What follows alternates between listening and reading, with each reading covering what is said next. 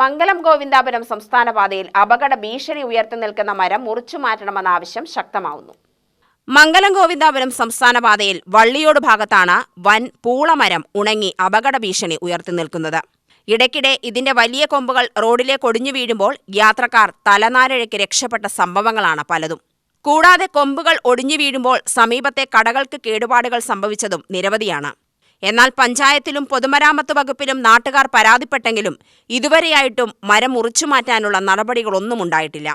വാഹനയാത്രക്കാർക്ക് മുകളിലും കാറുകൾക്ക് മുകളിലും കൊമ്പുകൾ ഒടിഞ്ഞു വീണെങ്കിലും യാത്രക്കാർ ചെറിയ പരിക്കുകളോടെ രക്ഷപ്പെട്ട സംഭവങ്ങൾ ഉണ്ടായിട്ട് അധിക നാളായിട്ടില്ലെന്ന് നാട്ടുകാർ പറഞ്ഞു.